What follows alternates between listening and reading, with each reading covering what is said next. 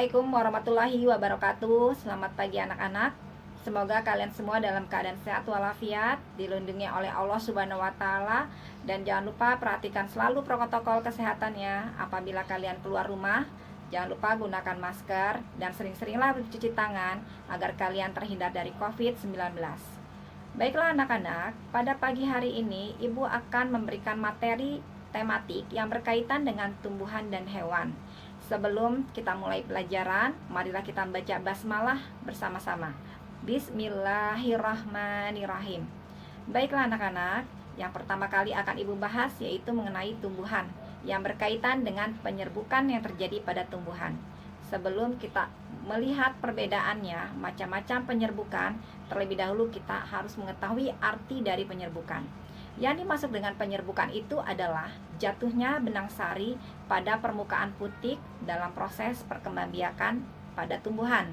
Jadi benang sari itu adalah sel kelamin jantan yang ada pada tumbuhan, kemudian dia jatuh kepada kepala putik, yang dimana kepala putik itu adalah sel betina, kemudian mereka bersatu dan menghasilkan bakal biji. Itu yang dimaksud dengan penyerbukan.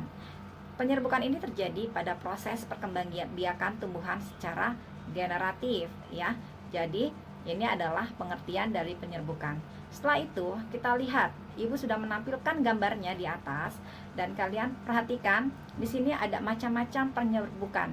Yang pertama adalah autotomi, yaitu penyerbukan sendiri. Bagaimana terjadinya? Penyerbukan ini terjadi pada satu bunga yang terjadi pada satu bunga, sehingga terjadilah proses perkembangbiakannya itu dalam satu bunga ya. Yang kedua adalah geistonogami atau penyerbukan tetangga. Penyerbukan ini terjadi pada bunga yang berbeda dalam satu pohon. Jadi dalam satu pohon itu tumbuh ada macam-macam bunga, ada beberapa bunga. Nah, penyerbukan geistonomi ini adalah penyerbukan tetangga. Jadi antara bunga yang satu dengan bunga yang satunya lagi terjadilah penyerbukan. Itu adalah geistonomi. Kalian bisa lihat gambarnya. Yang ketiga adalah alogami atau penyerbukan silang. Terjadi antara dua bunga yang berbeda pada pohon yang sama. Jadi masih satu jenis tumbuhan, masih satu jenis bunga ya.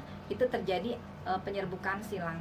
Yang keempat adalah hibridogami yang disebut dengan penyerbukan baster. Terjadi pada jenis bunga yang berbeda dengan pohon yang berbeda dan bunga yang berbeda. Kalian bisa perhatikan gambarnya. Ibu sudah memberikan gambar dan penjelasannya di atas. Baik anak-anak, untuk selanjutnya materi yang akan Ibu bahas yaitu mengenai perkembangbiakan yang terjadi pada hewan. Sama halnya dengan tumbuhan, perkembangbiakan yang terjadi pada hewan terbagi menjadi dua, yaitu secara vegetatif dan secara generatif ya.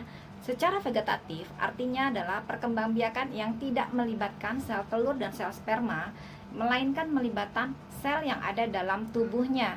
Ini adalah pengertian dari perkembangbiakan hewan secara vegetatif. Jadi perkembangbiakan hewan secara vegetatif itu tidak melibatkan bersatunya sel telur dengan sel sperma, tetapi melibatkan dengan sel yang ada dalam tubuhnya. Contoh amuba, hidra ya, dimana amuba itu berkembang biak dengan cara membelah diri, sementara hidra dengan tunas. Nanti kalian perhatikan contohnya yang sudah Ibu siapkan dalam gambar.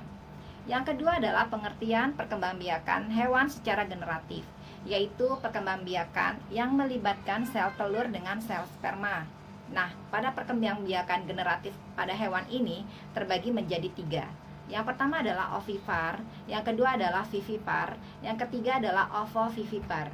Di mana ovipar itu berkembang biak secara bertelur, yang kedua vivipar itu berkembang biak secara melahirkan, dan yang ketiga ovovivipar itu berkembang biak secara bertelur dan melahirkan.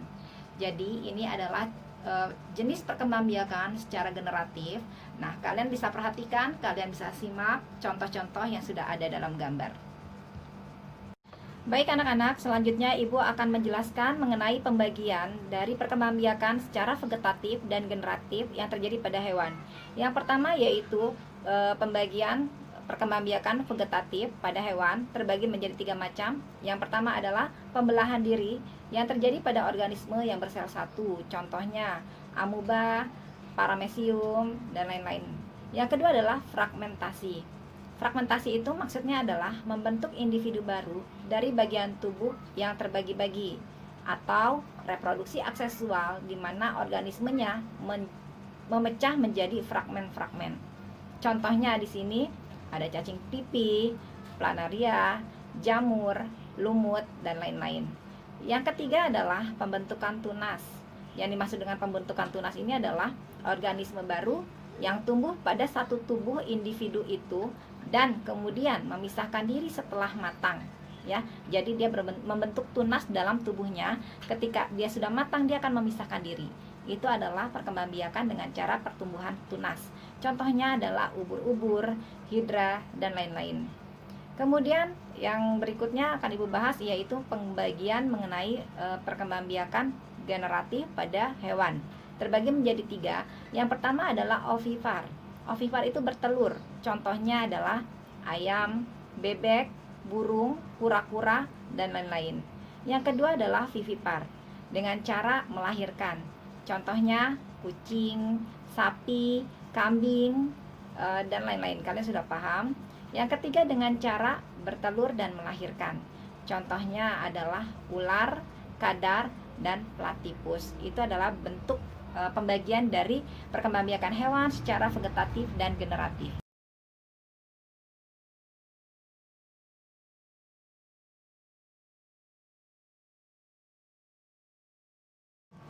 Demikianlah anak-anak pembelajaran kita hari ini yang berkaitan dengan tumbuhan dan hewan, di mana pada tumbuhan kita sudah membahas mengenai macam-macam penyerbukan yang terjadi pada tumbuhan, dan pada hewan kita sudah membahas mengenai pembagian yang terjadi pada hewan yang berkaitan dengan perkembangbiakan secara vegetatif dan generatif beserta contohnya.